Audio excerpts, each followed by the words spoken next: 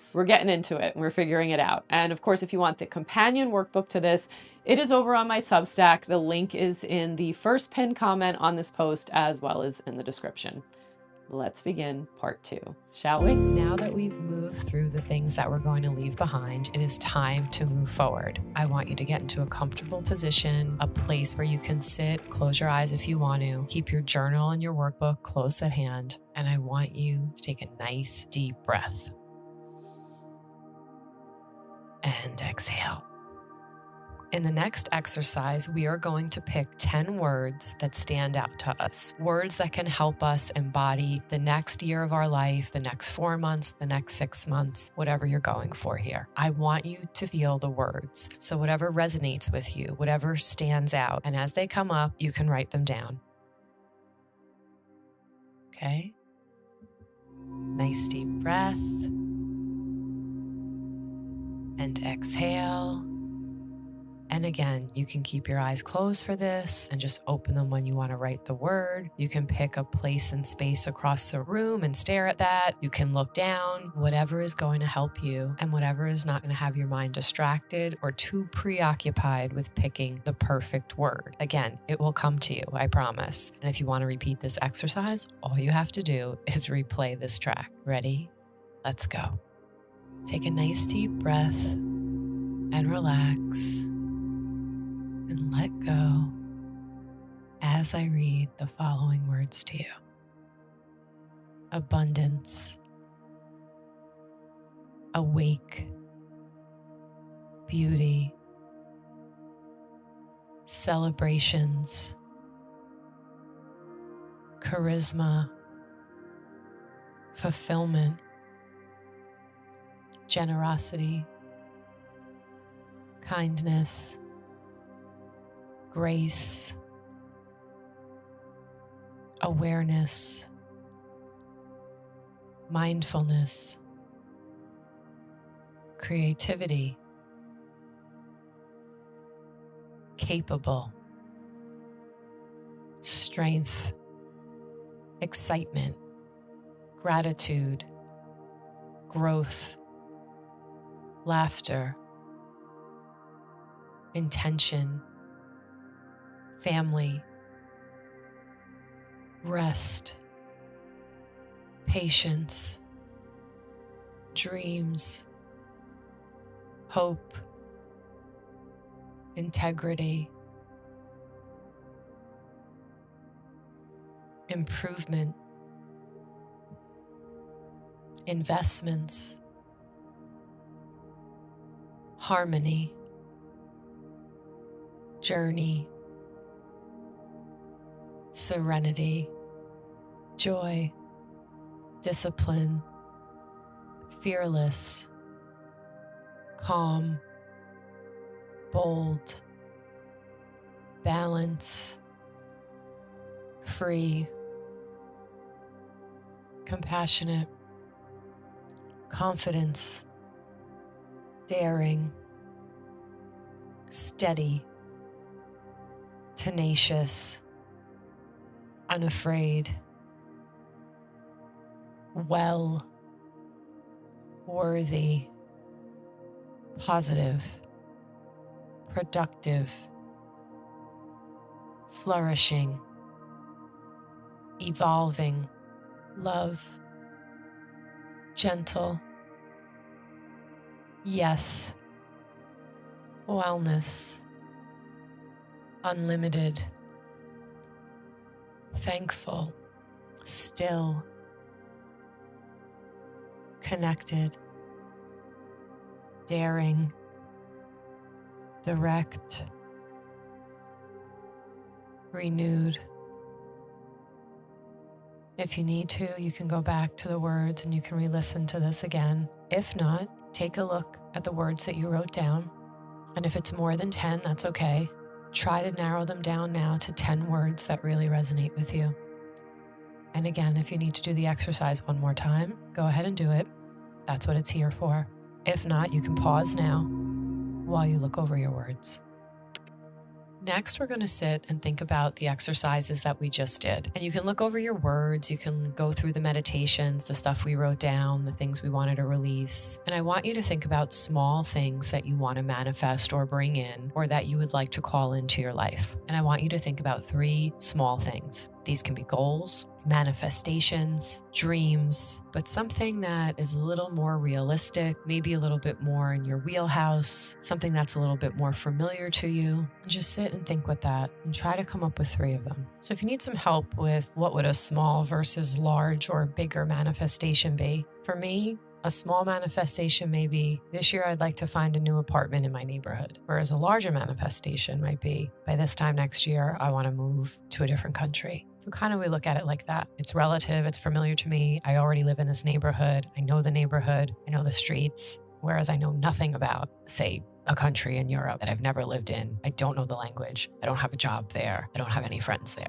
So if that helps you figure this out, there's an example. And now that we have that, and when you're ready, we can look at 3 big things to manifest this year. This is where I don't want you to hold back at all. I want you to go super big. I want you to think, hey, maybe I'm going to move halfway across the world. Let me write that down. Even though you've never even been to that country or that continent, but maybe it's something that you want. So write that down as well. You can sit with this. You can write those down. And if you want to pause, you can pause now while you work on these. Now I want you to sit for a minute, close your eyes, and relax. And I want you to be really, really honest with yourself. There's nobody here. There's nobody watching you. This is just you kind of having a dialogue with yourself and talking to yourself. How do you want to get out of your comfort zone? Do you maybe want to start going out to dinner alone? Do you want to take that solo trip? Do you want to start dating more? Do you want to go for that big raise at work or that new position? What is kind of making you uncomfortable right now that you really wish you could conquer? It could be one thing, it could be a few things, but just kind of ponder on that and think about that. And in the next exercise, I want you to think of ways that you can push out of that comfort zone. If you want to meet new friends, maybe it's going to the bar around the block once a week by yourself after work and sitting at the bar and talking to 2 people. If it's learning a new language, maybe it's going and signing yourself up for a class or downloading that app. If it's going out and dancing in public, maybe you get a group of friends together, you go out on a Friday night and you put those dance shoes to the test. Or if you're not ready for that, maybe you take baby steps. Maybe the first way you're going to push yourself out of your comfort zone is you're going to take a dance class. And then the second way you push yourself out of your comfort zone is you go out one night by yourself dancing. And then the third way you push yourself out of your comfort zone is you invite a few of your friends and you say, hey, let's go out dancing on Saturday. Again, this doesn't have to happen in one day. It could be over a few weeks, a few months, or the entire year. But go ahead and think about your thing that you want to get uncomfortable with, and then think about the ways that you're going to push out of your comfort zone and write those down. You can pause now. Now we're going to pick your word of the year and we're going to write that down. So I want you to go back to the 10 words that we picked at the beginning of this exercise. And I want you to look at all those words and I want you to narrow it down. Which one jumps out at you right away? Which one do you resonate with the most? Which one has maybe kept coming up, whether it's in song lyrics or you've been seeing it or you've been hearing it in shows that you watch? What word do you want to pick that when you need that pick me up, when you need to be reminded of your mission for the next year or what you're trying to call in or bring in? What word that if you just see it will ignite you, will make you realigned, will get you present, will get you grounded, will get you so intentional and back on your path and kind of snap you back in? Think about that word. This could be a word you write down every morning, a word you keep on your phone. It could be something you say in the mirror, however you have to bring it in and remember. Or you can just say it out loud once in a while when you need a quick reminder of, hey, this is what I'm trying to go for this year. So look at your words and pick that one word. And this is going to be your word of the year. And you're going to write it down. So take your time and go ahead and do it now.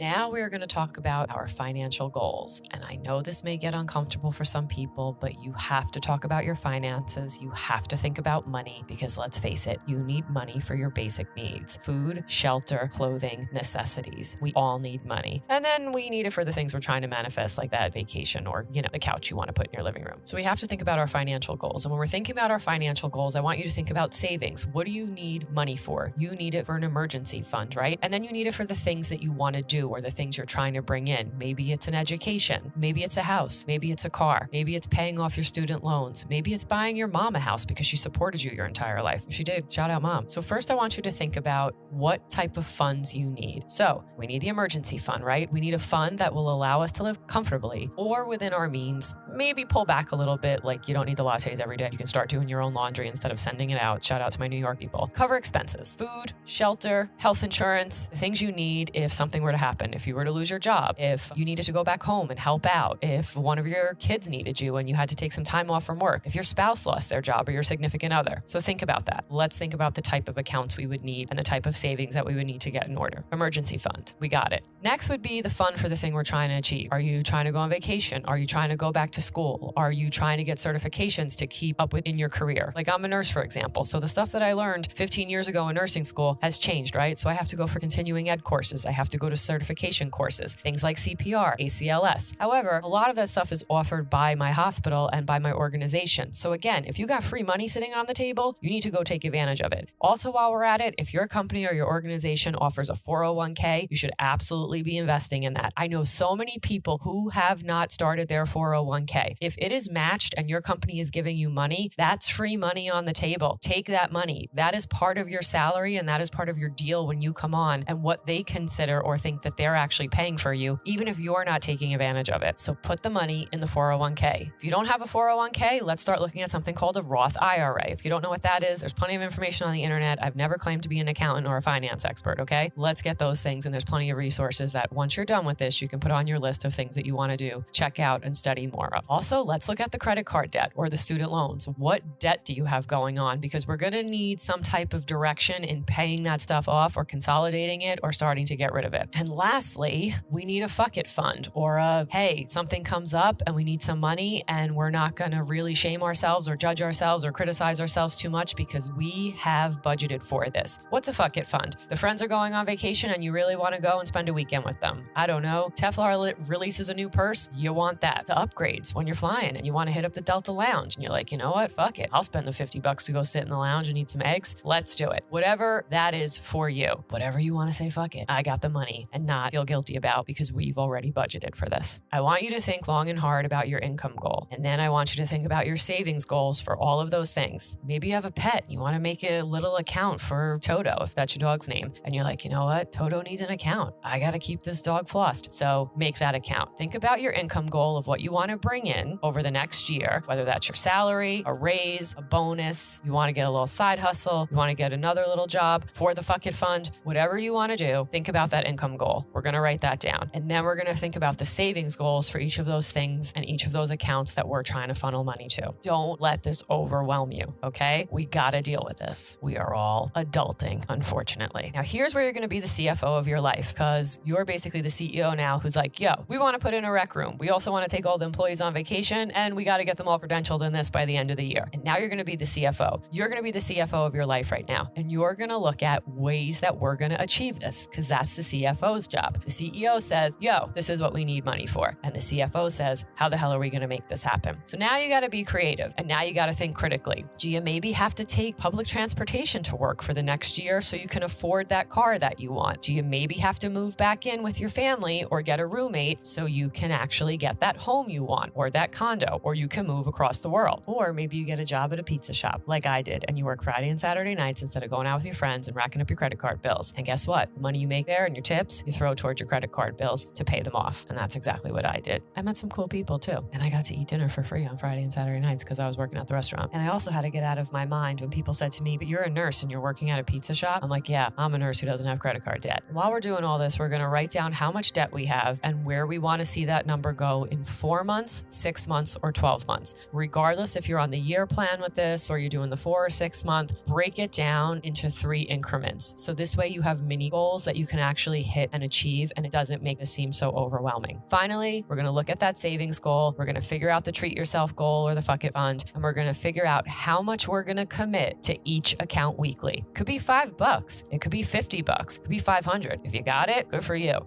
And we're going to figure out what we need to commit over the next 4, 6, 12 months in order to hit our goals for those accounts so we can make some of these things happen for ourselves. Also, PSA, if you've never heard of the envelope system, it's one of the oldest systems. It's something my grandparents used to use in order to save money, where basically every week my grandmother had all these envelopes and she would put money in them, $5, $10 as it came in, and she would put the money in the vacation fund. She would put the money in the envelope fund. She would have an envelope for vacation. She would have an envelope for her hair. She would have an envelope for her dresses for when she wanted to buy some new clothes. And that's how she would break down for her extra spend money. And she would put $5 in here, $10 in there, and eventually you got $100, $200 where you have money for the vacation. Next, you're going to write down your income and expenses. So basically you can break it down, and this you'll kind of keep track of over the year. So you can figure out your January, February, March expenses versus the income, and then kind of figure out what you're left with each month. If you want to put information from the previous year, if you know it, or the last month or the past couple of months, you can do that. And this may help you figure out, what type of savings and how much you can put away each week for things. Or you can use this for moving forward, and you can see what your income and expenses are over the next couple of months and year. So you're tracking it a little bit better so you can make better informed financial decisions for yourself.